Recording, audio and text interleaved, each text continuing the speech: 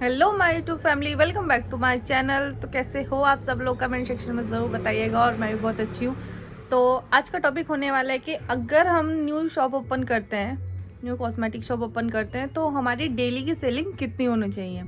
तो काफ़ी सारे लोगों का कमेंट आ रहा था मेरे पास कि उन लोग के हमारी शॉप नहीं चल रही है, या हमें 1 मंथ हुआ है तो शॉप ग्रो ही नहीं कर रही है, सेलिंग ही नहीं हो पा रही है ज़्यादा। तो गाइस, घबराने की बिल्कुल ज़रूरत नहीं है। स्टार्टिंग में होता है, क्या होता है कि आपकी अगर आप न्यू कॉस्मेटिक शॉप ओपन करते हो तो स्टार्टिंग में लोग आते हैं, पता चलता है लोगों को कि वहाँ पे कॉस्मेटिक शॉप ओपन हुई है, और लोग आते हैं तो फिर आके आपके पास में सामान देखते हैं और लगता है कि चलो आ ही गए तो कुछ ना कुछ तो ले जाएं। तो स्टार्टिंग में तो आपकी सेलिंग ये है कि थोड़ी बहुत हो जाती है। अगर आप मानो कि आप 2 लाख का सामान भर रहे हो, फर्नीचर की बात तो मैं नहीं कर रही हूँ बिल्कुल भी, आप अगर ओनली सामान भर रहे हो 2 लाख का, तो आपकी सेलिंग होनी चाहिए डेली की कम से कम 10%। 10% के हिसाब से आपका 2,000 के अराउंड में आपकी सेलिंग होनी चाहिए। तो इतना तो आपका होना चाहिए। शुरू में हो जाता है और फिर क्या होता है कि 1 आध महीने बाद फिर आपकी सेलिंग थोड़ी डाउन हो जाती है, 1,000, 1,500, 1,000 के अराउंड में आपकी चलती है। तो गाइज, घबराने की उसमें बिल्कुल भी ज़रूरत नहीं है। और ये आपके ऊपर डिपेंड करता है कि आप क्या कैसे कर रहे हो, क्या कस्टमर के साथ कैसे डील कर रहे हो। और स्टार्टिंग में अगर आप न्यू शॉप ओपन करते हो तो ये मैंने पहले वीडियो में अपने बताया भी है कि आप स्टार्टिंग में थोड़ा सा सामान का जो मार्जिन है, रेट है, तो वो आप अपना औरों से थोड़ा कम रखो। और सबसे मेन बात तो यहाँ पे होती है बिहेवियर आपका। बिहेवियर की वजह से ही कस्टमर आता है। और मेरे पास भी बहुत सारे ऐसे कस्टमर हैं जो सिर्फ और सिर्फ बिहेवियर की वजह से ही आते हैं। बोलते हैं कि आपका बिहेवियर में हमें बहुत अच्छा लगता है, काम अच्छा लगता है, पार्लर पे भी के काम अच्छा लगता है, तब हम आते हैं। तो पार्लर में आते हैं तो फिर यहाँ से भी कुछ ना कुछ लेके जाते हैं, और यहाँ से आएंगे सामान लेने तो पार्लर में भी करा के जाएंगे। तो मेरा तो बेनिफिट दोनों तरफ से हो जाता है। और बहुत सारे लोगों का यही क्वेश्चन होता है कि आप कुछ बता दो कि हमारी शॉप क्यों नहीं चल रही है, कैसे नहीं चल रही है। तो गाइज, कि कितना मतलब कितना सेल होनी चाहिए, तो गाइज ये कोई नहीं बता सकता कि आपकी डेली की सेल कितनी होगी। ये आपके एरिया पे डिपेंड करता है और आपके ऊपर डिपेंड करता है कि आप किस तरह का सामान रख रहे हो, और किस तरह से उसको सेलिंग कर रहे हो, और किस तरह के आपके यहाँ पे कस्टमर हैं। तो वो सिर्फ और सिर्फ आपके ऊपर डिपेंड करता है। तो गाइस, न्यू शॉप में थोड़ा बहुत टाइम तो लगता ही है। जब आप शॉप ओपन करते हो, आपको 4-5 महीने हो जाते हैं, लोगों को पता चलता है, तो तब आपका थोड़ा नाम बनता है कि हाँ, वहाँ पे शॉप ओपन हुई है, वहाँ पे सामान अच्छा मिलता है, डिस्काउंट मिलता है, तो लोग आपके पास आते आते हैं। आपको इतना तो आपको पता ही होगा कि जो हमारे ब्रांडेड आइटम्स होते हैं उसमें तो परसेंटेज कम ही मिलता है। लैक्मी हुआ, पॉन्ड्स हुआ, तो इसमें तो 15-20% इतना ही मिलता है। लेकिन और चीज़ें जो होती हैं, लिपस्टिक, नेल पेंट, तो इनमें 40-50% का मार्जिन मिल जाता है। लेकिन एक चीज़ ये भी होती है कि अगर हम नेल पेंट का एक पूरा बॉक्स खरीदने हैं, अगर 24 पीस हैं उसमें, तो 24 पीस में से आपके 8-10 पीस ऐसे होते हैं, ऐसे कलर होते हैं जो बिल्कुल भी सेल नहीं होते हैं, या 2-4 फिर वो सूख भी जाता है जब तक वो पूरा डब्बा बिकता है।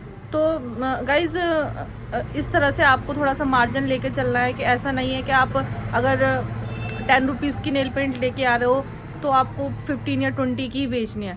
तो अगर 10 की लेके आ रहे हो, अगर आपके यहाँ का मार्केट ठीक है, तो आप उसको थोड़ा सा उस हिसाब से लेके चलो कि आपका वो जो 8-10 नेल पेंट का लॉस है तो वो इनमें निकल जाए, क्योंकि इसमें ऐसा भी बहुत होता है। और लिपस्टिक में भी ऐसा होता है कि काफ़ी कलर ऐसे आते हैं, 4-5 कलर ऐसे आते हैं कि उसमें थोड़ा लॉस हो जाता है। तो उसमें भी इस तरह से मार्जिन लेके चलो। और गाइस, जो भी कस्टमर आपके पास आते हैं तो आप उनसे फीडबैक लो। फीडबैक में कहने के लिए तो बहुत सारी चीज़ें होती हैं कि आपको सामान कैसा लगा, कैसा अच्छा लगा, लोगों को भी बताना कि यहाँ पे न्यू शॉप ओपन हुई है। थोड़ा सा फीडबैक के हिसाब से थोड़ा कस्टमर रिपीट हो जाते हैं और दूसरे कस्टमर को भी लाते हैं, तो इस चीज़ का भी आप थोड़ा ध्यान रखिए। और स्टार्टिंग में ऐसा भी नहीं है कि आपको जब आप शॉप ओपन करते हो तो काफ़ी सारे जैसे फैन लवली है तो 12 के 12 पीस ले आए, पॉन्ड्स की बीबी है तो पूरे 12 के, ऐसे अगर आप ऐसे लेके आओगे तो आपका जो एक बैलेंस है वो बिगड़ जाएगा। वैरायटी जो है वो आपकी नहीं बन पाएगी। तो आप कोशिश यही करो कि स्टार्टिंग में 2-2 4-4 पीस, एटलीस्ट 4-4 पीस तो लेके ही आओ। तो उस तरह से आपकी वैरायटी भी बन जाएगी और कस्टमर वैरायटी देख के आता है, क्योंकि एक कॉस्मेटिक बिजनेस ये एक ऐसा बिजनेस है ना, इसका कोई अंत नहीं है।